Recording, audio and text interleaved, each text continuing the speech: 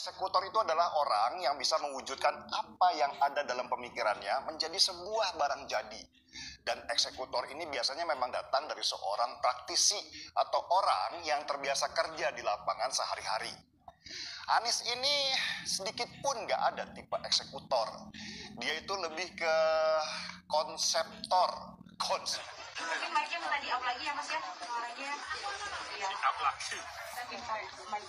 Menjadi barang jadi. Nah, seharusnya ketika Anies sadar dia tidak bisa mengeksekusi apa yang ada dalam pikirannya, dia bisalah mencari anak buah dengan tipikal eksekutor kuat di lapangan. Seperti Pak Jokowi yang punya komandan lapangan bernama Basuki Hadi Mulyono, Menteri PUPR, untuk mewujudkan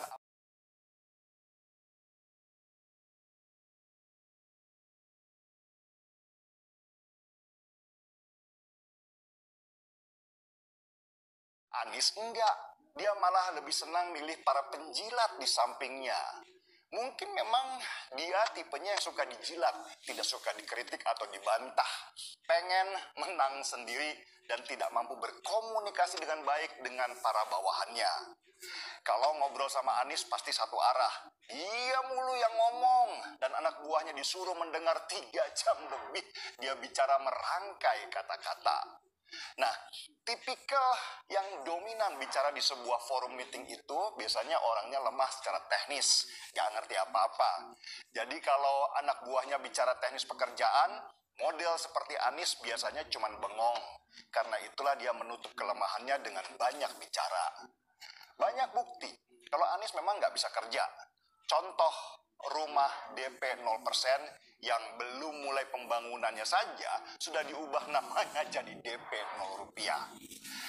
Dia gagap sendiri sama janjinya waktu kampanye karena dia sendiri nggak ngerti gimana sih cara mewujudkan apa yang dia pikirkan. Dia perintahkanlah ke anak buahnya supaya bisa mewujudkan rumah DP 0 rupiah. Anak buahnya yang bego-bego itu ya nggak ngerti juga. Paling cuman bilang, siap bos, tapi nggak paham dari mana harus memulai. Jadi wajar aja kalau progres pembangunan rumah DP 0 rupiah lambat banget kayak keong yang jalan pakai tongkat. Nah, ketika Anies tanya ke anak buahnya, gimana rumah DP 0 rupiah? Udah selesai? Dan anak buahnya kemudian menutupi masalah sebenarnya. Beres bos, yang sudah terbeli ada 700-an rumah. Anies senenglah dengar kabar itu, karena dia juga nggak nyangka kalau ada yang beli rumah DP 0 itu. Ya iyalah, rumah DP 0 rupiah itu tadinya direncanakan buat orang miskin, tapi nggak mungkin karena nggak ada bank yang mau cover kreditnya. Akhirnya yang bisa beli rumah DP 0 rupiah itu ya orang kelas menengah yang penghasilannya 7 juta rupiah ke atas. Sesudah Anies tahu kalau ternyata 700 pembeli rumah DP 0 rupiah itu hanya kurang dari 1% dari target yang sudah dicanangkan oleh dia pasti kecewa berat lah. Bayangkan, 4 tahun menjabat gubernur, rumah DP 0 rupiah baru terrealisasi kurang dari 1% target. Monyet aja ketawa dengarnya sambil makan pisang. Tapi ya Anies berusaha pede menjelaskan ke wartawan dengan wajah yang digembira-gembirakan. Salahnya Anies, dia menganggap rakyat Indonesia semua bodoh seperti para pemilihnya yang dikasih kebohongan aja senangnya nggak ketulungan. Ya jadilah Anies bahan bulian se-Indonesia Raya ketika dia minta waktu tambahan jadi gubernur supaya bisa tuntaskan program rumah DP 0 rupiah mimpinya itu. Coba kita hitung ya.